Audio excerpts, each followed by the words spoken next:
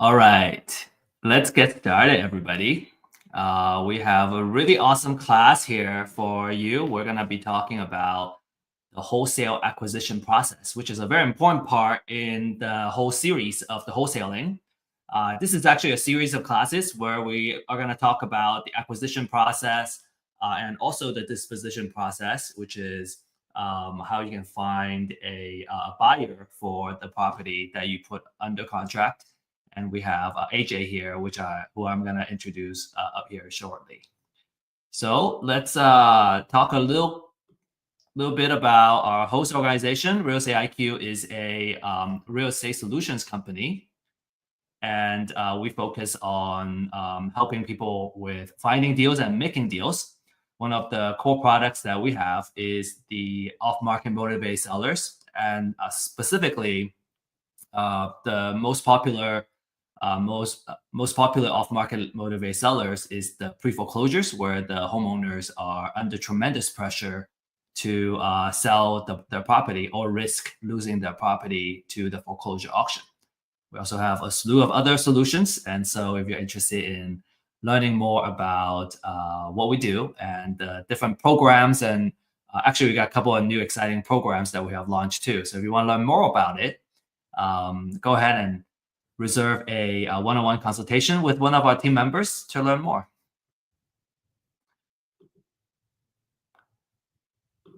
Now, let me go ahead and share with you our deals program. We actually have deals and a couple of new things that we wanted to share with you. And so if we kind of bring up the buyers list, you can scan the QR code and basically join our list to learn more about the deals that we now offer in addition to our leads. So next we have Mr. AJ Page here. I'm going to invite him on stage here. And we had a AMA session with AJ just a few weeks ago where we kind of talk about the broad picture and his real estate investment career and how he started from being a firefighter to now transition into a real-time, full-time real estate investor and wholesaler. And so today we're going to talk a lot about the lead generation and all the little nitty gritty details of wholesale. So AJ, welcome, and thanks for joining our stage here. Hey, what's up, guys? Thanks for having me, Steve. Yeah, so today we'll talk a little bit about wholesaling, but a little bit about me. As Steve said, I have a background in fire and EMS. I mean, graduated high school, got right into medic school, became a fireman. I was doing real estate stuff kind of on the side because every fireman has a second job. Unfortunately, I got injured at work and it put me out, but every fireman actually lives off of overtime. If you're not working overtime, you're not paying your bills. Luckily, I discovered wholesaling, and honestly, it kind of saved my ass financially during that time, and it just grew into something full time. Um, uh, I'm assuming that a lot of people here have minimal experience or exposure to wholesaling. So I'm just going to kind of talk about some of the basics and hopefully give a little bit of insight about what wholesaling is, what it takes, and maybe save some people some trouble in the beginning that we all go through trying to figure out what works and what doesn't. By all means, not a guru, not a big educator. Just happy to share my experience, and if it helps, that's awesome. But first, what is wholesaling? So, wholesaling, in a nutshell, dictionary type term, it's essentially doing marketing and sales. You find motivated sellers, you get a property under contract, you take that contract, you market it to find an end buyer that's going to perform on that contract. You pass it on to them, you navigate title, and you close, and you get paid a fee at closing. Like I said, wholesaling is just an exit strategy. The more you get the deeper you get into it, you kind of expand just from the typical cash offers into novations, sub twos, things like that. And we'll talk a little bit more about that in the dispo side. But more importantly, what wholesaling is solving problems for sellers. Um, Not every seller is meant for a cash offer, off market type of transaction. Uh, and wholesalers in this industry have a bad name overall, a lot of between the agents out there because I mean, there's been a lot of bad actors in the past. A lot of those people come and go. It's a high turnover rate industry, um, but we try to do things to really protect our sellers and solve problems where a traditional on market sale with the real estate agent won't work. And I'll give an example at the end of this of a deal where we actually made a pretty good assignment fee, but they ended up still saving money compared to an agent, and we solved a lot of their problems, a lot of strings attached, and it seems like every deal has that. Um, Ironically, my sister-in-law works for a city in Texas, and they had some real estate agents walk in recently. I don't know what brokerage it's with, probably a main one. And these agents have such a narrow mind. They went into the city and actually was giving a presentation on be aware of wholesalers. Wholesaling is bad. And it kind of fired me up because, like I said, I'll give you an example of an assignment fee where we made $50,000. Um, and that sounds, oh my gosh, you're stealing equity from a seller. And an agent is so quick to say that. But I'll give you the number breakdown of how we actually saved that money. So if anyone's thinking about getting into wholesaling, a lot of people get into it as a, hey, I need to make money. I need to make money quick. Yes, you can make money quick. You do some marketing, you get a contract, you sell it, 90 days later, you get an assignment fee. Is that reality? Typically not. And here's why. People get into this and think that they can call 3 sellers and they're going to get a contract. Not going to happen. It takes 100% consistency. Even if you're in a W-2 job, you need to be able to fit in time to make follow-up calls, call leads as they come in, or else your business is going to die and you just swipe that credit card for all this data for nothing. Even if you are in a W-2 job and you fit in an hour a day, that 1 hour a day is much better than, say, crunching in 10 hours one time a month. It's just small chunks and consistency. On that note, the first deal is always the hardest because you're jumping through a lot of hoops, learning how to talk to people, getting over your nerves on the phone, what's a lead, what's not a lead, So once you get the first deal, which some people pick up the phone and they get it within 2 weeks if they have a lot of sales experience. Me, it probably took me about 3 to 4 months. Other people I know that are making 7 figures a year wholesaling, it took them 6 months to get a first deal. So how many people are going to do this consistently for 6 months straight with no results and stick to it? Well, the ones that do are the ones that are really committed and can actually make something of it. And like I said, I'm in some groups where people are making 7 figures a year. They're doing 200K plus in assignment fees a month. All right. So all about getting a contract, right? How do we find them? That goes into our lead generation. I mentioned before, wholesaling is marketing and sales. Yes, you got to understand real estate a little bit. You got to understand what buyers want. You'll learn that as you go and you start talking to buyers, or if you have experience yourself. But it's mostly marketing and sales. So the first part, marketing, lead generation. It's the heart of your business. If you do not do lead generation and you do not have leads coming in, your business is dead. So if you do get into this, when you turn on that light switch for lead generation, do not turn it off.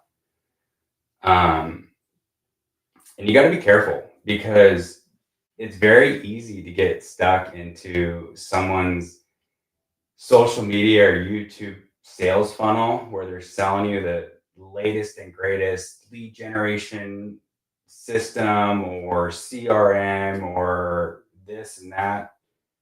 Don't listen to it, guys. Just, you gotta really do your homework before you sign up for things.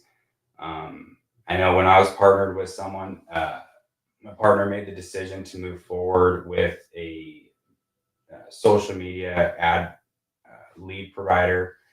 We ended up spending like $27,000 on overall in a 6-month period for marketing through this, and it was Facebook leads, Meta leads, and we had one deal to show for it just from that lead generation.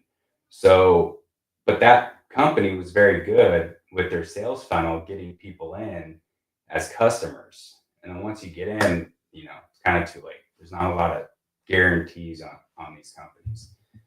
So hopefully I could share a little bit of insight on what's working for me, what I've tried, what I've realized sucks, and I'll even name drop some companies here. Also on that, you do not want to rely, when you start off, you're probably going to start on one lead generation system or type, but eventually you do not want to rely on one lead source. And I'll give an example on this next point. But in a nutshell, when it comes to lead generation, there's two types. There's inbound and outbound.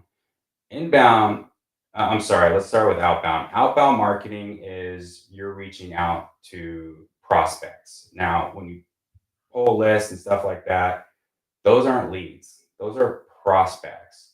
So you reach out to them, you hope to find leads, you mine for leads. You do that by cold calling or SMS. Those are the two popular ones. There's direct mail, driving for dollars, things like that. I've tried cold calling. We had 3 different cold call companies we were using at one point, trying to figure out, kind of doing some ABC testing, and we came to the result we didn't like cold calling. The leads, it's called cold calling for a reason. The leads are cold. The sales cycle is longer because they're not looking to sign a contract right away. We're reaching out to bug them. Hey, you called me. What's your offer? That type of thing. So a lot of animosity. You really need to build up your sales skills to get contracts that way. The KPIs or the metrics in cold calling, and remember this because we'll talk about inbound leads, is about 1 in 40 to 1 in 60 leads you talk to will become a deal. And that's a lot. A lot of talking, a lot of energy. Do not try to cold call yourself. It's an absolute waste of time doing it yourself. So don't listen to people where they're like, hey, I'm going to get off work and I'm going to buy a triple line dialer and I'm going to sit there and just slave labor this away. Waste of time. You could sign up for some VA companies. I know one personally. It was pretty good. Unlock VA. Steve, you know that company as well. They perform pretty well. From my understanding, they're using data from Real Estate IQ as well. The other outbound approach that we gravitated towards was SMS. So SMS, I just find it, you could cast a bigger net. You could start a campaign, hit go. This is how I started wholesaling, straight from the fire station. Signed up for an SMS platform. There's 2 major ones out there today, Launch Control and Smarter Contact. Started texting from the fire station. You get some leads. You probably get about 2 a day if you stay consistent. Most of those are targeted. That's the benefit of doing outbound is you actually go pull the data, pull the list, you have it skip traced or it comes skip traced for you.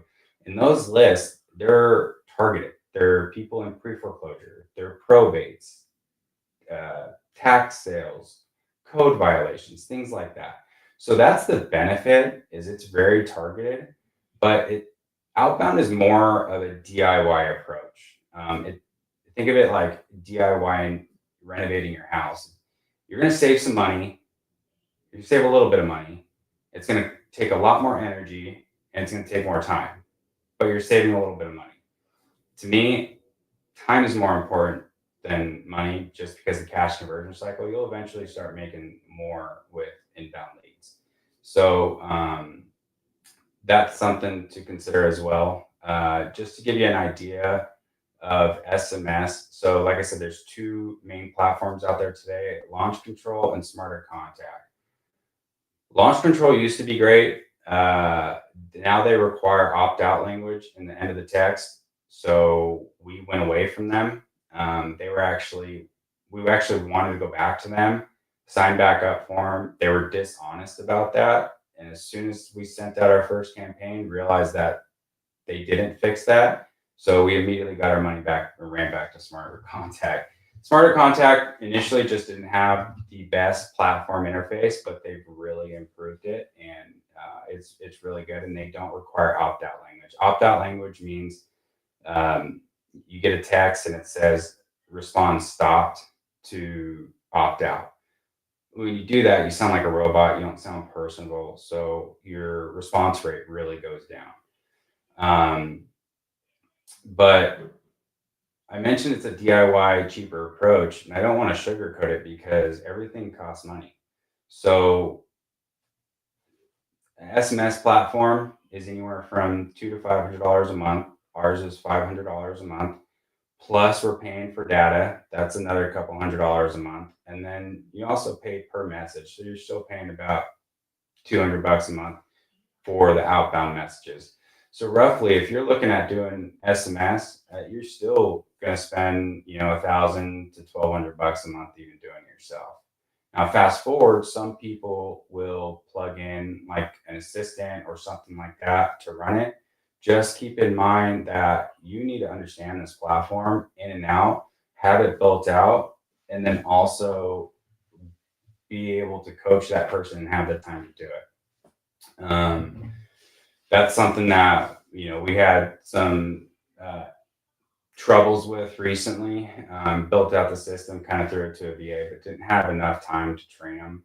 Now, there are companies that provide an all-in-one service, like cold call centers and places that run SMS. But here's what I've run into on the back end. I have a hard time trusting a lot of these companies, and here's why. If I send a list of 1,000 or 10,000 prospects for the month to the cold call center, and they say, hey, I can guarantee you 2 leads a day. After running my own stuff, I know that every day is inconsistent. If I can get, say, average 1.5 leads a day, if I'm performing it myself and I can't guarantee myself 2 leads a day, how are they? Well, what I've learned on the back end is a lot of these companies are just sharing leads between all of their customers to keep them happy. So that's something to stay very aware of. And a lot of that stuff happens on the inbound leads too. So we'll talk about that. Now, like I said, DIY approach, it's going to take a little bit longer. It'll be a little cheaper, more targeted leads. It's great. For outbound, I would definitely suggest SMS over cold calling. It's a great way if you're in a W-2 job. And also these outbound leads, because you're reaching out to them and they're giving that, hey, you called me type of feedback, it's a good way to cut your teeth. So if you don't have any sales skills, you want to cut your teeth on these cheap leads and build that up.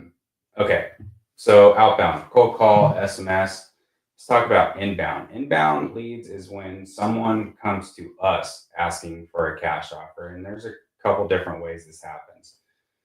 This is the future of wholesaling. This is actually the present, and moving forward, this is where you want to be. It saves you time, energy. The sales process is a lot smoother, it's more predictable, it's easier to scale. So, inbound lead, how do I get a lead to come to me and say, hey, give me a cash offer? Well, these days there's what's called pay per lead providers. Some of them, the two that I would recommend is LeadZolo and Property Leads. So these are marketing companies that essentially do um, Meta, Facebook ads, YouTube ads, paper, Google PPC, SEO, all these types of marketing to get sellers. And then as soon as the seller comes in, they send it to you, and it's your job to close them. There's some strategy behind using PPL. On average, if you want a true inbound lead that came in through a web form, you're going to be paying probably between $100 to $200 a lead. And to put it in perspective, remember I said with the outbound approach, you're going to be 1 in 40 to 1 in 60 leads per deal. PPL, you should be around 1 in 15 to 1 in 20 leads per deal. So, and return on ad spend, ROAS, should be around 1 to 4. So you put $1 in, you get $4 back.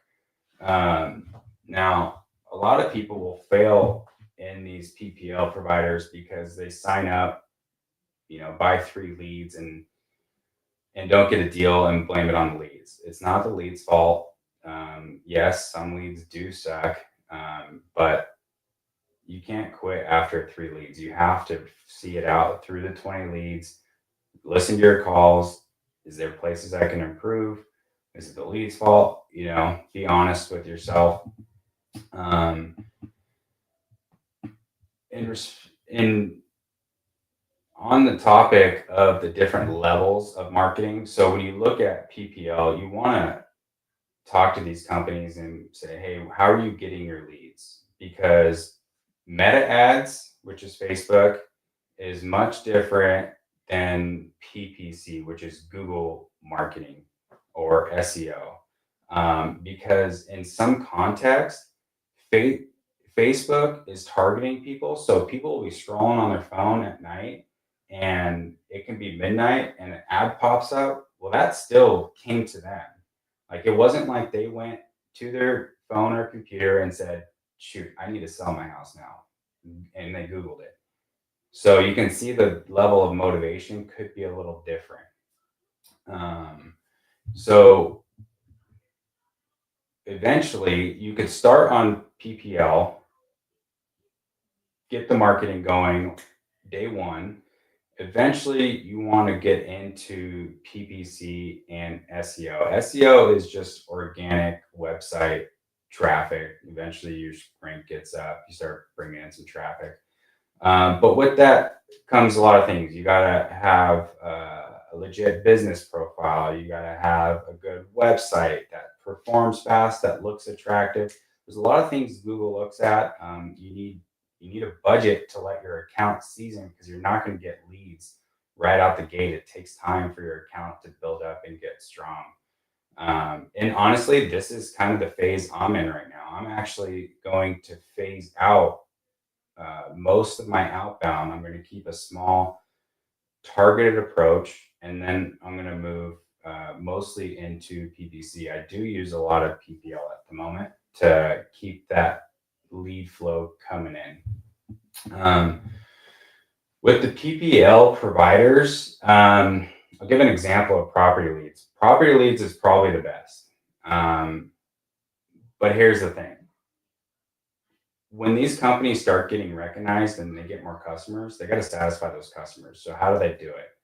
They start moving from just PPC leads and start expanding into, okay, now Facebook leads, YouTube leads, things like that. Personally, I don't like Facebook leads. I know a lot of people have success with them. I don't love them. Lead Zolo does a lot of YouTube leads. We're newer with Lead Zolo right now, so we're testing, pretty much in the testing phase. I've only spent probably like $1,200 with them at this point, and we have a deal that we're probably going to sign. It's a small deal. We're going to make $5,000, but that's that ROAS. So far so good, but we're still in the testing phase. Now, going back to when they have to please more customers, they soften their bid, their intake form and their marketing strategy to get more leads.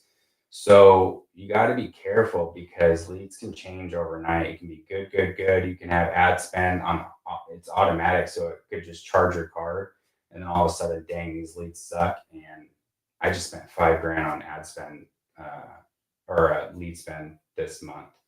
So that's why eventually you want to get to the pay-per-click SEO, have it in-house, because you don't have to deal with that. You're not competing with other customers, bidding on leads, things like that.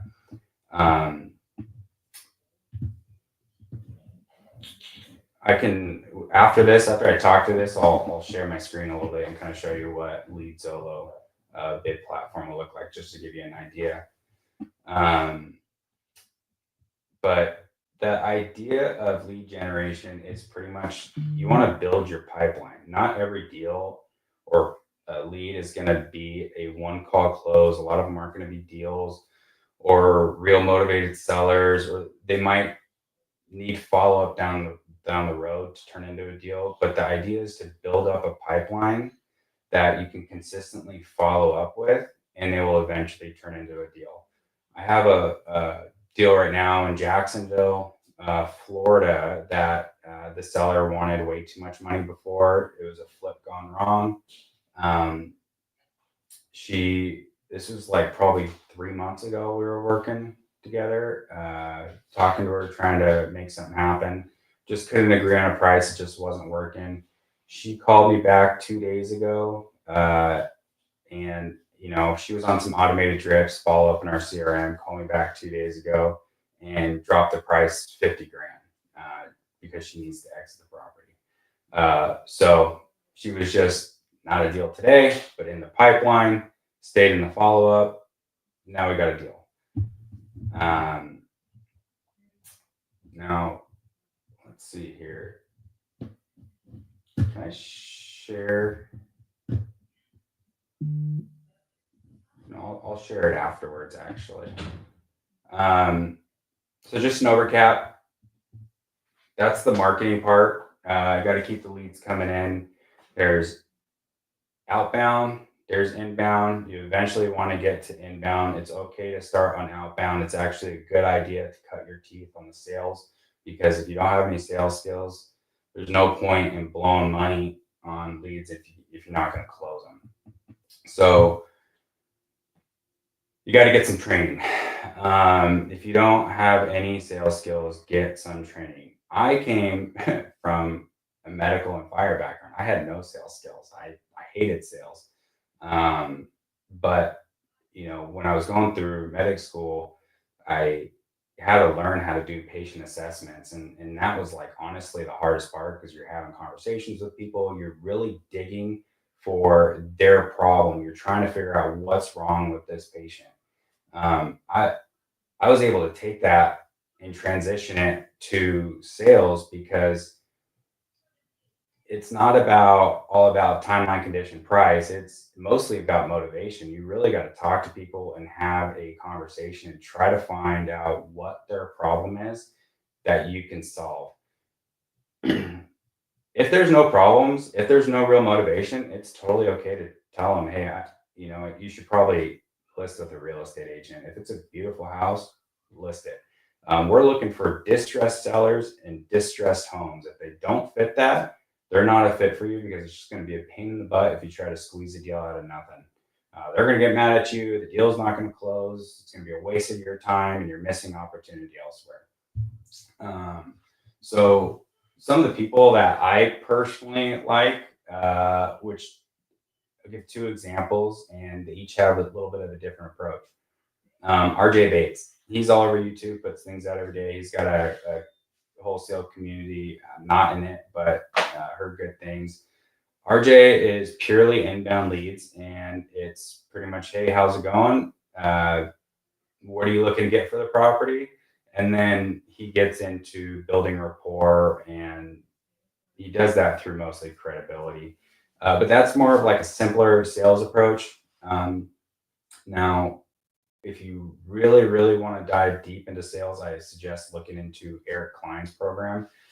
Eric Klein is a big wholesaler. He actually, now mostly a coach, he came from the timeshare exit industry, got into wholesaling. First year did a couple $1 million, I think.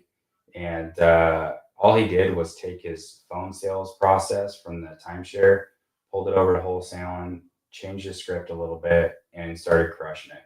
Now, Eric has like a Wolf of Wall Street type vibe. That's not my vibe. It's not a lot of vibe for a lot of people. But his sales training and golden nuggets are phenomenal for objection handling and building rapport. I'm a big advocate of this too, and just naturally by nature is when you're in the sales process, it's mostly it's 80% rapport building and then 20% about the house. If you can talk for 30 minutes to a seller and not have the condition of the house, but you have them laughing, you know their kids' names, things like that, you know their motivation. That is the biggest thing. Then you're going to be successful. So a lot of sellers won't want to give that motivation up front, like, hey, what's got you thinking about selling? And be like, well, it's between me, myself, and I. Okay, cool, no problem. Continue with the process. Just try to build in rapport where you can. Give real life stories of yourself so you can relate, and then eventually they'll start opening up and get the motivation to see if there's something you can help with, if this makes sense. So when you look into sales training, take a look. There's really just four main pillars of a sales script or process. It's motivation, number one. You got to know the price, which they don't give every time, but if you just flat out ask them, most of the time they'll give it to you. Timeline, when are they looking to close? And then you got to get the condition of the property. And you got to find some unique ways to ask about condition. You got to know about construction. You don't want to just hang up and then you go to sell a deal and the buyer's asking you, hey, how's the AC? How's the roof? Like, you really got to know these things. And also it builds credibility with the seller when you're asking these things because they know that you're being real. So check out those two people. I'd suggest, and you know what? It's nerve-wracking getting on the phone the first time. You got to get over that. You just got to pick up the phone, dial, like I said, cut your teeth on some cheap cold call leads or SMS leads or something like that. Build some skill up, and then you can move over into the more expensive inbound leads and close those a little better. So talk about building up the pipeline. What I would like to do is kind of show you a picture of what my CRM looks like, so I can give you a visual.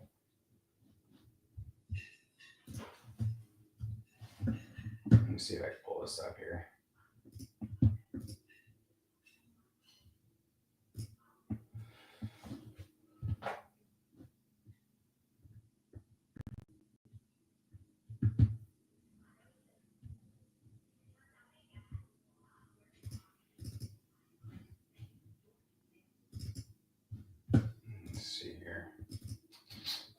guys.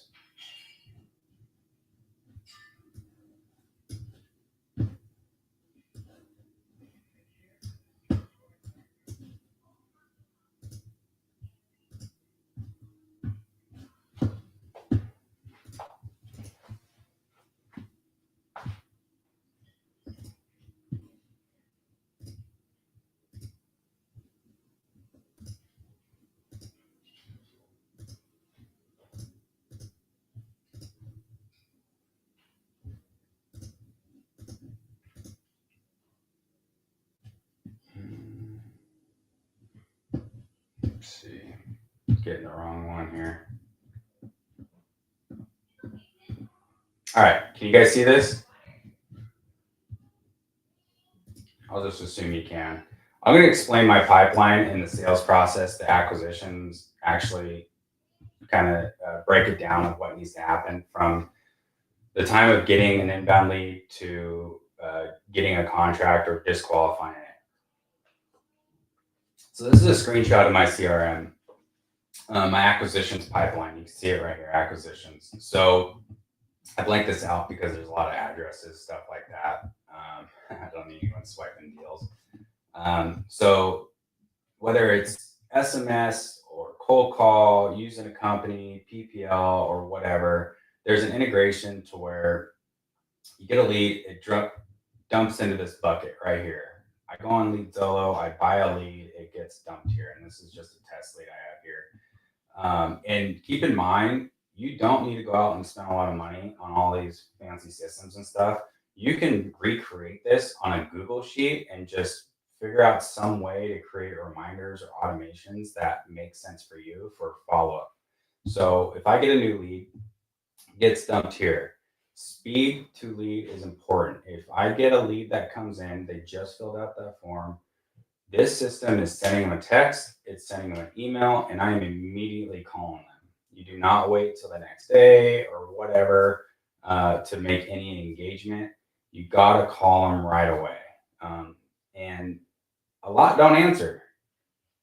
That's okay. That's the nature of the game. You double tap, leave a voicemail, send them a text, and then what I do is I move them over. If they don't answer, I move them over to attempting contact. Now, what this bucket does, sends them automated text, automated emails. It goes through like pretty much a week of hell of just getting pounded. Remember, they came to us, so they gave us permission to do this. I want to know, are they going to be a deal or am I disqualifying them? So if this is, say, on a Google sheet, well, okay, great. You need to set a reminder that you're going to call these people, double tap them, leave a voicemail twice a day, send text throughout the day until you figure out if it's a lead or not. Okay, great. The lead answered the first time. Talk to them, build good rapport. You've been on the phone with them for about 30 minutes or so, and now you're like, all right, you know what? Let me run some numbers. You can play the whole game. Hey, I'm going to take this back to my underwriters. That's what Eric Klein does. On the flip side, RJ Bates is very transparent. Hey, let me run some numbers. That's more of how I do it now is just, hey, I'm going to run some numbers. I'll get back to you. Just don't over talk and they won't be asking questions. I don't like being dishonest. I find the process is a lot less stressful if you're just being honest about the whole thing. So get a lead, call them, talk to them. Hey, let me get back to you. I put it over in needs offer because now I know it's not a new lead. I don't want anything in this bucket. It needs to be empty. Needs offer. I'm going to go in. I'm going to underwrite it. I'm going to get back to them with an offer. They're either going to like it. They're not. We'll try to negotiate further or put them in follow up or just disqualify them. If it's like, hey, talk to them, they're not going to be ready for about 4 months or they're just kind of figuring out what's what. Kids are in school still. Well, I'm not going to spend too much time on them right now because opportunity costs, there's opportunity elsewhere. I'm going to push this over to nurture. Like I said, you can create a Google sheet and have a tab for each one. So nurture is in the CRM, I could select a date, say, hey, I'm going to follow up with them in 2 months. Well, I'll select a date 2 months out. this system will automatically kick it over to callback. So if I have people in this column, hey, I know I got to give them a call back, touch in with them. So ideally, I want this column empty, this column empty, actually all three of these empty.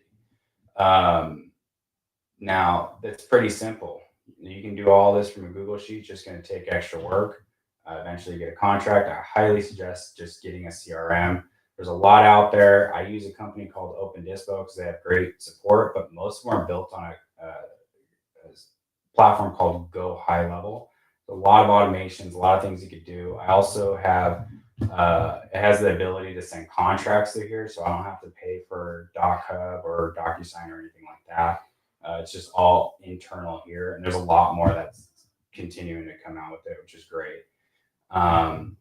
So that's kind of just an overview of my pipeline, the acquisitions pipeline, all the way up until active contract. When active contract happens, then it jumps over to a dispositions pipeline, and we'll talk about that next week. So we talk about underwriting. There's a lot of tools out there. Don't get caught up too much in signing up for a lot of these platforms, things like that. Just use straight Zillow. It's the easiest I found. A lot of people ignore the fact of looking at actives and just go straight. My phone's ringing. Just put line on a deal. A lot of people go straight to just looking at souls, but you want to look at actives too, especially in this day's market. See how long things are sitting on the market. Look at pendings. Look at the history. How long did it take to go pending? Price drops, things like that. If you're in a non-disclosure state like Texas, where it doesn't show sold prices, PropStream is a pretty good tool. From what I heard, they get really, really close to what the MLS actually says. I use Privy. Privy's super helpful, but again, it's just another tool. You want to be careful on swiping your credit card in the beginning because that adds up pretty fast. When we're underwriting, the typical formula, sorry guys, I'm kind of moving fast because we're running out of time here, but the typical, what you want to do is you want to find something, a home that is in a close area. I don't like using the 1 mile rule, half mile. I like to use the map view on Zillow. I wonder if we have enough time real quick. I don't think we have enough time, guys, but You have time, AJ. Just keep going. Keep going. You sure? Yeah. Okay. All right. So what I'm going to do here is I'm going to share my screen again, and I'm just going to comp a property real fast just to show you. So let me see here.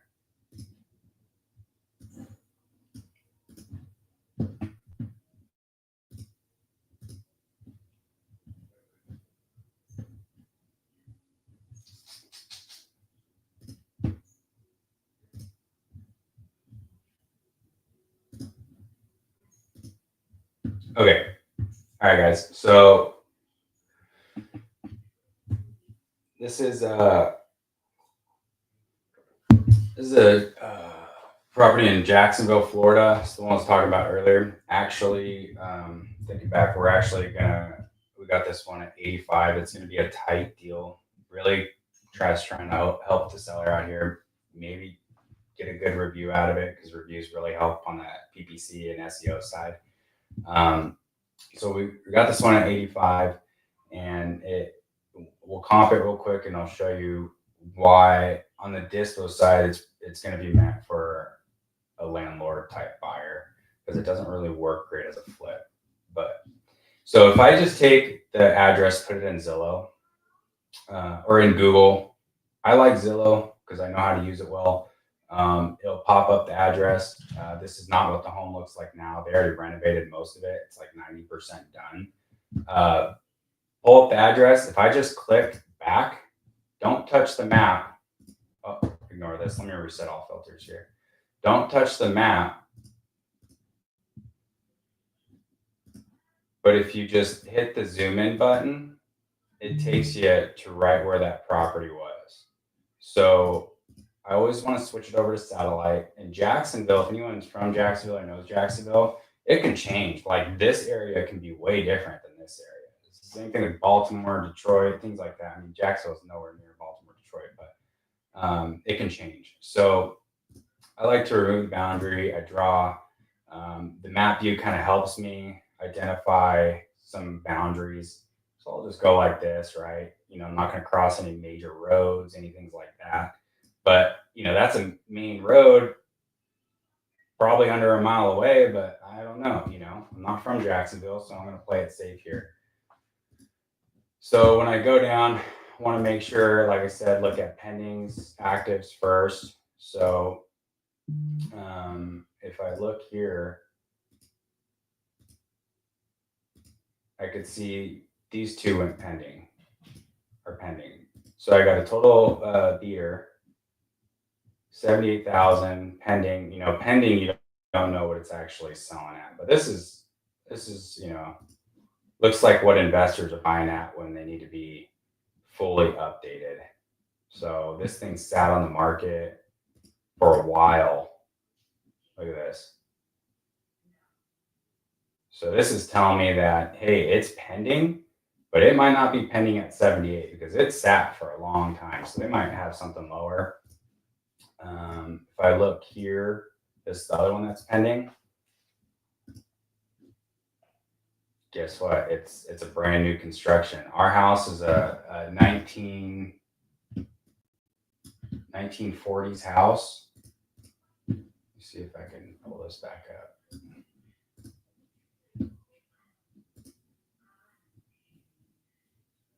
Let me fix this.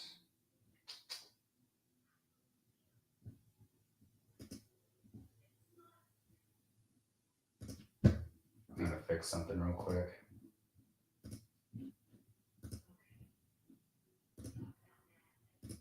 Okay. So we look, we're a 3.2, 1941 house. So we got to be within a similar year build. We can't do new construction to old construction. So if I go back here, new construction, but it's pending at 215. So I know I'm not going to get anywhere near 215. So 150, 150 days on market. Okay. It's renovated a little bit, light renovation, and sitting at 149, but was it at 149 that whole time? No. They had it started at 155, so they dropped it to 150, not much. Then got this one at 140.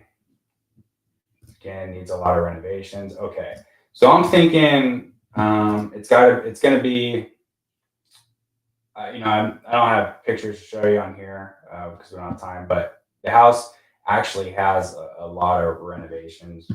I'll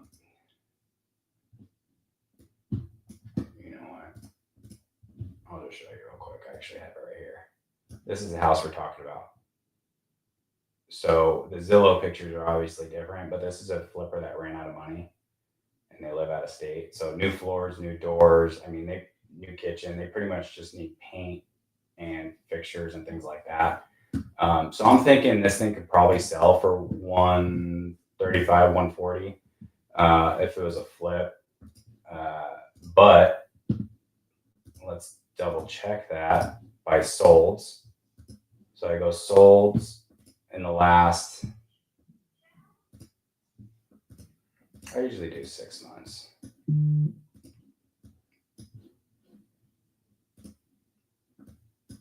And then because we don't want to get all the new homes, we're going to do maximum 2000 year build.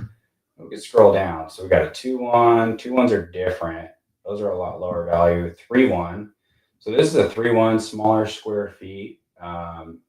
Doesn't have a second bathroom. This thing sold for 152. So I like to be a little conservative for my buyers, but hey, you know what? They might be able to squeeze out, 145, 150 probably a 150 ARV depending on the neighborhood.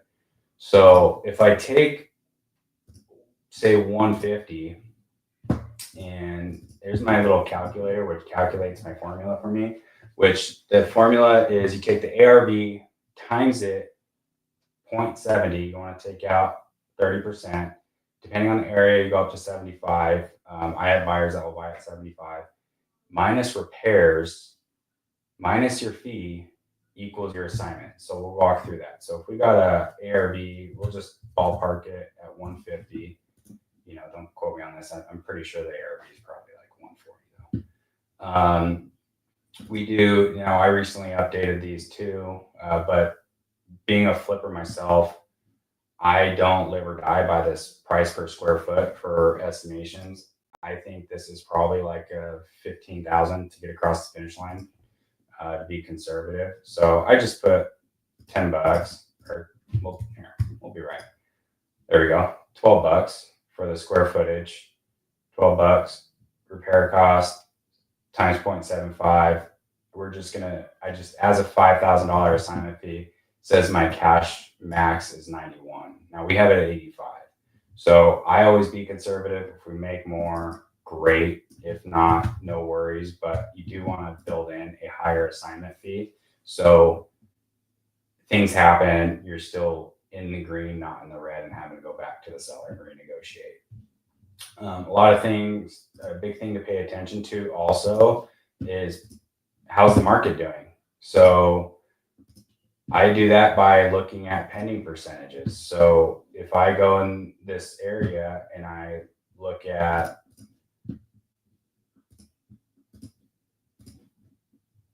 let's just reset all filters. For sale, I'm going to look at pending, which is 367 right here, right? There's a total of 367 homes that are for sale and pending. 367, and then the ones that are still just listed is 306. You know what? This is let me zoom in because, like I said, a little different area by area in Jax. So make the numbers easier too. We got 124 for all, 98 for ones that are just sitting, not under contract. So I go here, put these in, and all this is you take the actives, and so it's actives and pending divided by, you divide these. So here's a formula right here. So you could take, what is it? I'm having a brain fart. 124 divided by 98, that gives you a percentage, I think. I'm going to brain fart here, guys. Here, that's the formula if you want it. That's how you find the pending rate. But that's what happens when you use a calculator. You start losing your mind a little bit on the basics. This kicks out the pending percentage. Now, a healthy market, kind of a good indicator is to keep it around 30%. Now, this isn't great. It's under 30%. So that's why we got it at 85, just in case if the seller, the buyer needs to buy it a little deeper, we still have some room. Now, this is a small deal, guys. It's a $85,000 deal. You're not going to make 50 grand on these types of deals. Okay, so that's that. Steve, do I have time just to give a little case study real quick? Yes, please. Yeah. And we have more questions for you too. Okay, cool. So I'm going to share, let's see here.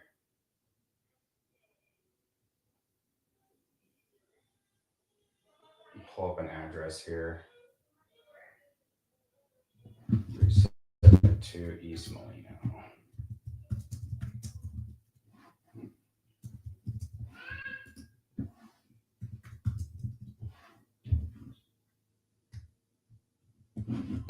All right. Laptop died, or my keyboard died.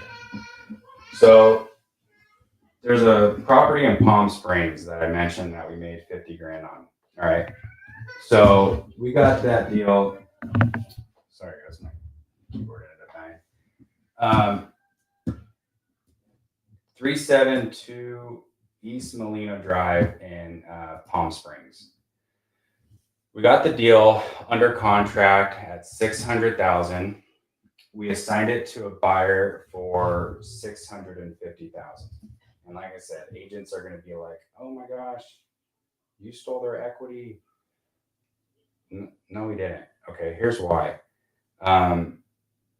If they would have sold that home on the market at $650,000, they're going to pay 6% in agent commissions and 2% in closing costs. When we're doing cash transactions, the end buyer ends up paying for the closing costs, so the seller doesn't have to pay for those. That's part of the sales pitch. You don't have to, no hidden fees. You don't have to pay closing costs, no commissions.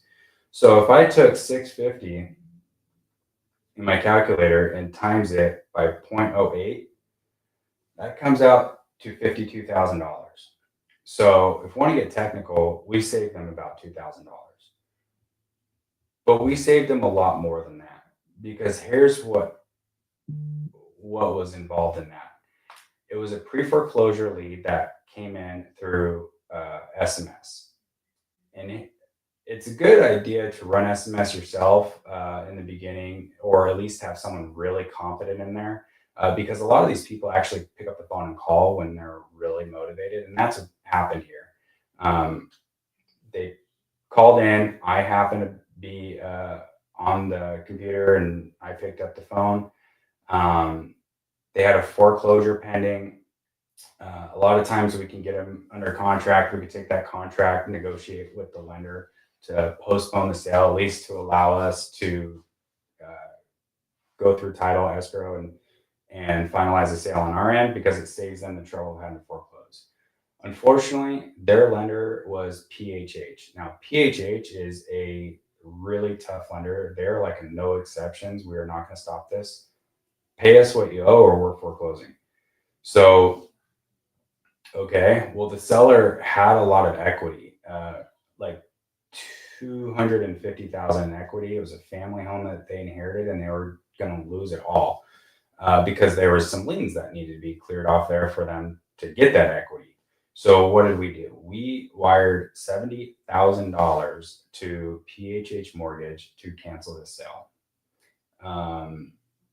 This was an elderly couple, and they did not know who to look to, and they weren't getting help with agents or anything like that.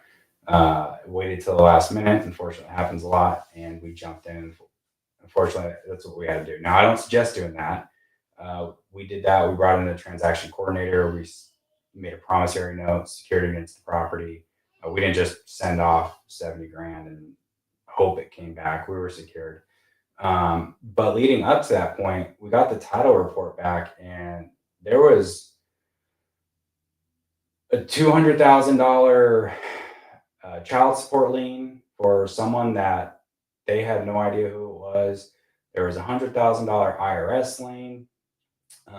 No idea who that was, because this house was just passed to family, not actually gone through title and clear title. So we had to do some homework. We got those liens cleared for them to free up their equity. Then, come to find out, the son-in-law was actually out on bail for a murder charge, and had a bond against the house, $1 million bond. And we were already under contract, did all this stuff, and we had to get on with the bond company and negotiate releasing that so they could sell their house. Because look, either they work with us, or the house is going to foreclose and they lose it anyways. So luckily, we were able to work with them. We got it removed.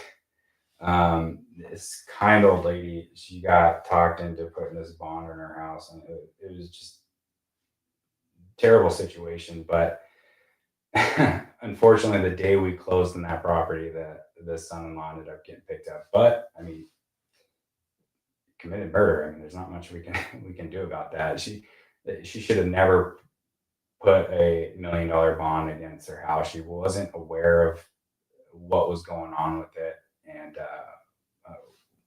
fortunately, we were able to step in and help her.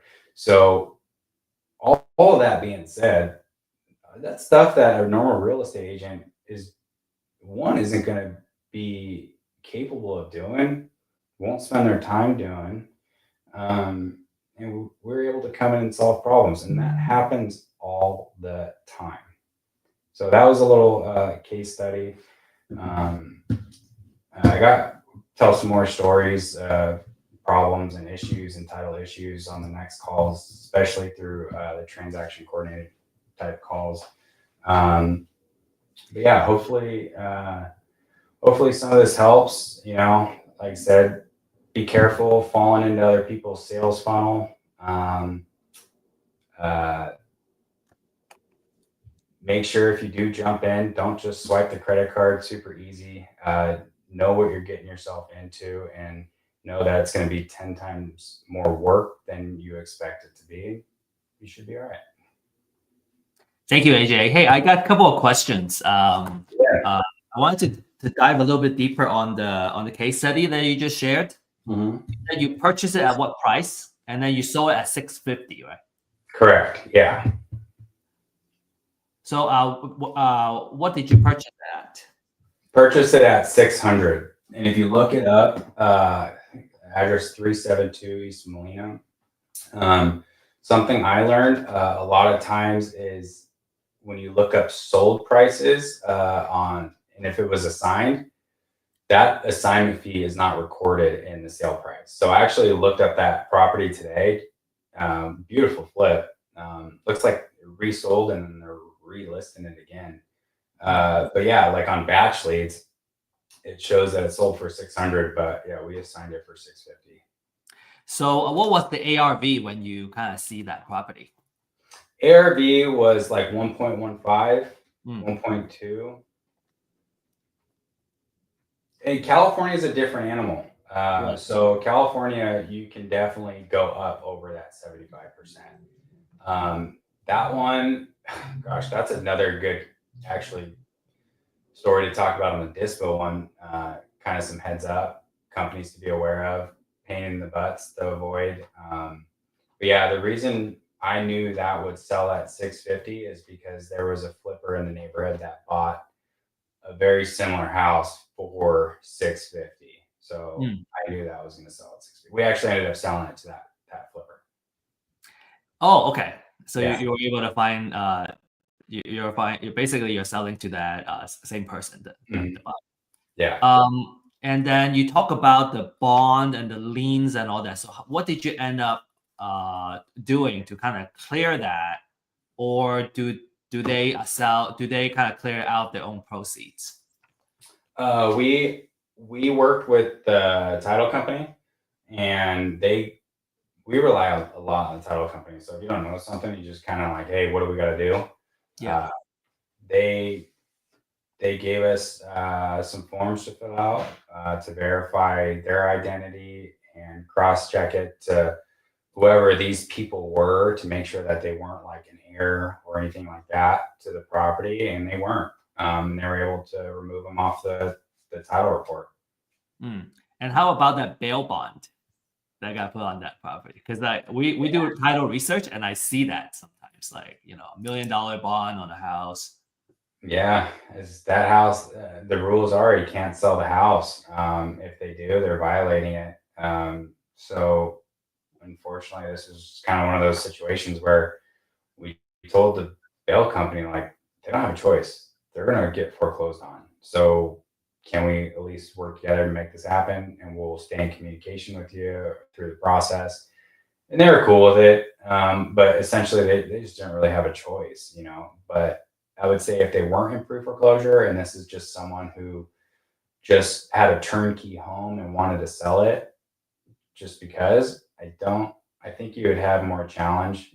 It'd be a conversation with that bail bond company to see if, they can move that over to another property or something like that. But this situation, they didn't have any other assets. So how did the bail bonds company, like how did they end up getting taken care of because they actually came up with the bonds, right, for the son-in-law. Yeah. So the we were trying not to let them know. Honestly, we were looking out for the family, even though it was not a good situation. Um, Trying to get the guy not to go back to jail at the same time, it's kind of like, dude, this guy's like on a murder charge. So, you know, but they knew like right when that property closed, like they were watching it somehow, don't know how. Literally the next morning after closing, they picked him up.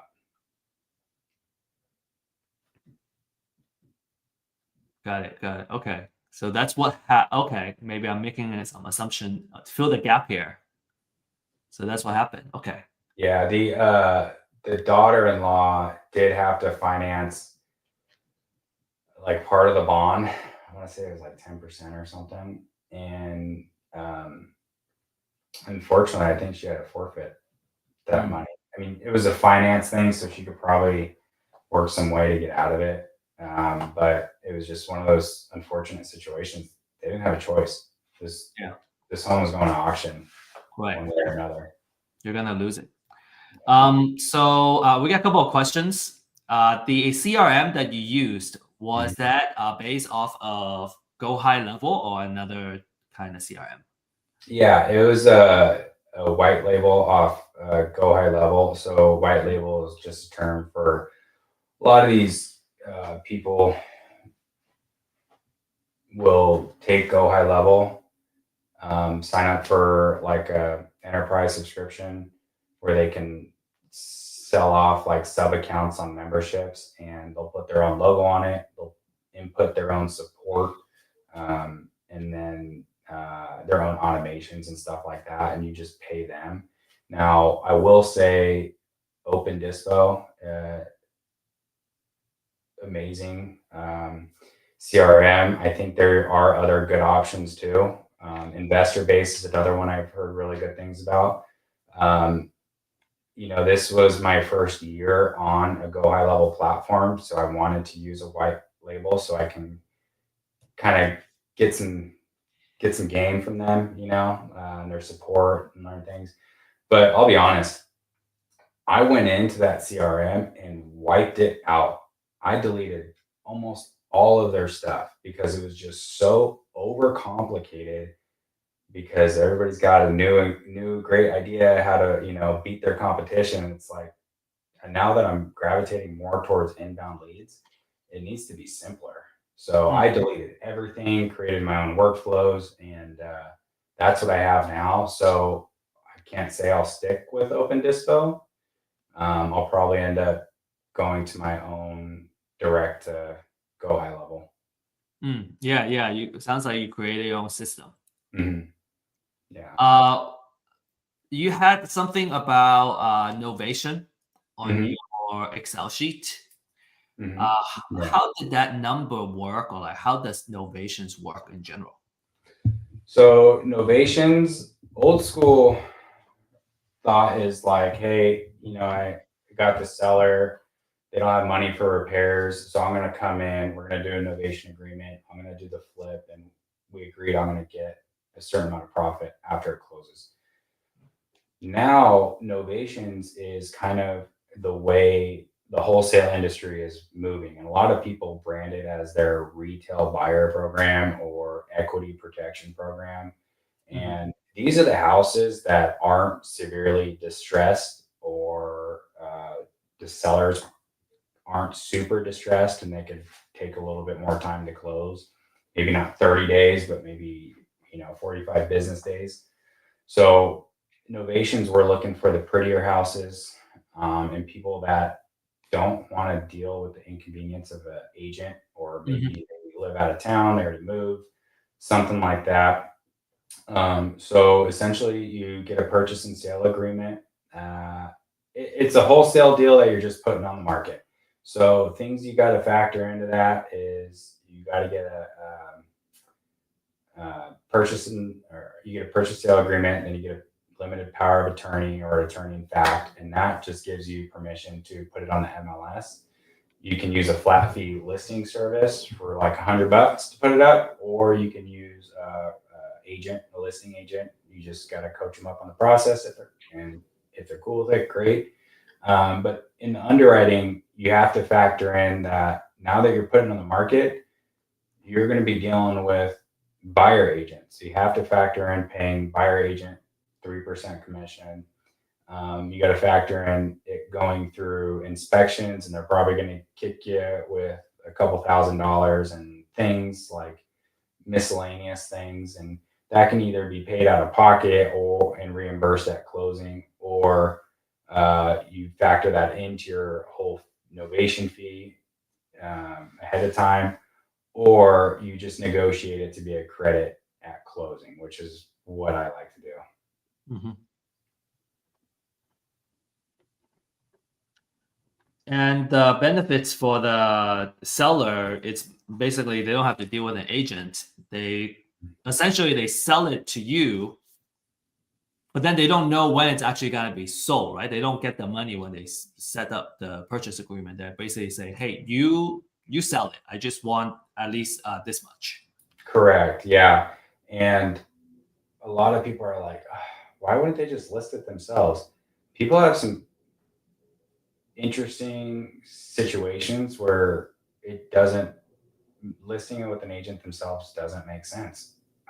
You know what? I tell people all the time, you should use an agent.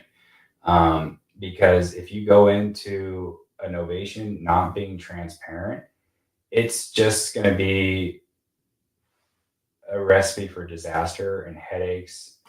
Down, probably won't close. You know, you have to be super transparent. So, yeah, you know, a lot of times, even I say it's you want to do the prettier houses, but there's still times where we get a contract. So I sold a deal in Pennsylvania not too long ago, where I actually did put it on the MLS, and it was a fix and flipper, but the cash buyers on the MLS are a little bit higher paying than the cash buyers off market. You still have to factor in buyer agent commissions, but sometimes it just makes sense to still put it on the MLS. Sometimes you have to roll that as a novation because it's coming through an agent and stuff like that. But usually, you're looking for better looking homes for one reason or another. A real estate agent just doesn't make sense, and yeah, you just provide the service for them. Is there like some examples that you can share on like why a listing agent doesn't make sense? Yeah. Timeline. So, you know, I don't want to sugarcoat it. It's all about your sales pitch, right? I mean, you do got to have a good sales pitch to get these people to agree. I don't try to go after like making 30,000 on novations or anything like that. I do flat fee listings. I've used listing agents in the past. Not every deal closes, and when that happens, it's kind of a pain in the butt. So if I use a flat fee listing service for $100, and say this home is like a $600,000 price range, and we're going to take that 3% commission, so they're not, you know, overpaying on fees and things like that. So, I mean, that 3% of 600, right? Like that's a good fee. So if it's over 600 and I tell someone, hey, I can save you some commissions, I'll do it for say 2%. Now this is very, very close to brokeraging without a license. You got to be careful, but hey, we could save you some fees. Okay, great. Then that would make sense. Another thing that would make sense is a lot of times in pre-foreclosures, you can sell it as, hey, you know what? We can cancel the sale, postpone it. We'll provide foreclosure monitoring service, which you're watching it anyways to make sure the bank doesn't foreclose, and we'll take this retail for you. So a lot of times you set the anchor low. Not a lot of times, always you set the anchor low with a cash offer. Hey, that doesn't make sense to me. Okay, we have a little bit more time. We can do get a little bit more access in there, we'll provide this service for you. If it's a higher price point, we'll say we'll provide a discounted service to you. What people don't realize is that when you go to use a listing agent, you have to sign a 6-month listing agreement. Mhm. Ours isn't. Ours is 45 days. So if we don't sell it, well, they can cancel. Like, it's not a big deal, right? But you have to be very careful. You still want to qualify the seller. Like, you qualify the house, make sure you're not going to have be upside down in the repairs that are needed through the inspection, but you also want to qualify the seller. You want to make sure you can be very transparent with them and you're not going to get pushed back. They're okay with the process. But another thing with the listing agents, if you go down Zillow, call 10 agents. I bet 9 of them won't answer their phone. So we do. We want to sell this home fast. So we're actively doing outreach on deals. Not just like throwing it on MLS and hoping someone calls. So they do get a better service. And if you can genuinely sell that to someone and be real about it, that's when a novation can make sense. Got it. Okay. And you gotta make sure it's not upside down, that there is some level of equity in there. 100%. So you definitely want to do a title search. I can tell you a story of a mistake. Yeah. Got a novation in Northeast Maryland, condo right on the water. Perfect. I mean, nice place, right? Got under contract novation. Literally put it up. I think got it on a Thursday. Had it live on a Friday. Sent it off to the title company to do a title search. By Sunday, we had an offer accepted over asking. We were gonna make like 12 grand on it. Title report comes back next week. Ex-wife's on title. Damn. Okay. Now we have agents involved. They already scheduled inspections, appraisals. Sellers lying to us left and right about the wife, and hey, she signed it over to me. I have documents. Okay. We weren't honest with that in the beginning when we talked about you're the sole owner. We missed it. We didn't look too for. I mean, sometimes batch leads can be wrong. We use batch leads as prop string. You got to take those softwares with a grain of salt. So we missed that. Didn't see it. Got it locked up to an buyer, and then ended up the seller, the husband, moved over to California. So the ex-wife, they were both lying to each other, and she ended up moving back into the property during the process.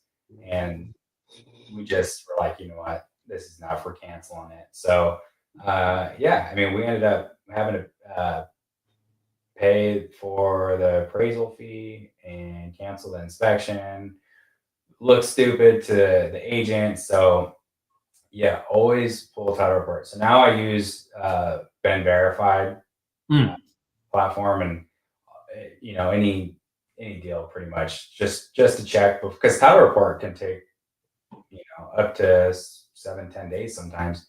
So before we do anything, because we want to move fast, before we do anything, I'll verify ownership and liens and stuff like that. Yeah, a little more due diligence sounds like it helps a lot. Yeah. How much do you spend each month for all lead gen? We have another question. Now, of course, if you're just starting out there, you shouldn't be spending a lot either. AJ, you just talked about don't swipe your cards, especially for monthly subscription, it adds up and then it's harder to cancel too. Some companies, they make it really hard to cancel. Yes. Yeah. So right now, I just re-looked at that because we talked about this last time. Right now, it kind of fluctuates month by month, but right now I'm right around $5,000 a month, which in the big picture of like other companies that are, scaling their PPC and stuff like that, that's nothing. I'm talking to guys that are spending $60,000, $90,000 a month, but they're making $250 a month. And then what's the next step after you find the leads? That's our kind of last question for today. Get them on the phone. Get them on the phone and see if they're a motivated seller. So you get a prospect, right? Like if you're out doing outbound, they're prospects at that point. A prospect could turn into a lead. Now you got to qualify the lead. Is it a motivated lead? Is it even a lead? Or hey, are we going to follow up with this? I would definitely recommend if you get something that sounds really good and you're like, hey, this is like promising, I don't want to blow this. Find someone who's in the space and has some experience and call them up and JV with them. Just partner on it. JVing is a way to make money without having to make money while getting education versus going out and spending $10,000 for a stupid wholesale course or something like that, because those are everywhere and you don't want to do that. Like I'm trying to learn new construction right now, so I'm a private money lender on the new construction for a builder, and he's giving me his playbook. So I'm making a little bit of money, but I'm getting the education. That's the real value. So always partner up. Like don't be stingy with your assignment fees in the beginning. Just partner. It's the easiest way. Yeah, just paying a little bit of tuition ahead, like early in the game, so you can actually make more money in the long run too. Yeah, and I didn't touch on this before, but LeadZolo has a pretty decent marketplace. So if you go to LeadZolo, you can place a bid like, hey, I want to be in Pinellas County, Florida, and I want any lead that comes in there, and it's going to cost me $200. Or you can go to their marketplace, and they have all different kind of leads. They have like cold call leads, SMS leads, other types of leads. And you got to be careful because when I first signed up for LeadZolo recently, they sent me a $250 lead. I was thinking, hey, the more expensive, the higher quality, meaning PPC SEO. They sent me a $250 lead that was an SMS generated lead. An SMS generated lead should be about $30. So I was pissed.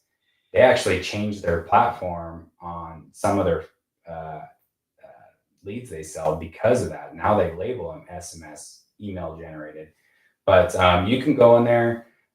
You can, if you want like a quick start, go to LeadZolo, go to the marketplace, get cheap leads. I mean, $15 leads, and just start calling people. Cut your teeth, learn the sales process, start looking up RJ and Eric on YouTube, and kind of go down those rabbit holes because sales is so important. You got to get good on the phone.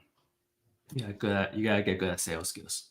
Okay, so our time's up. And if you learned something from this session, don't forget to come back and also tell your friends about it.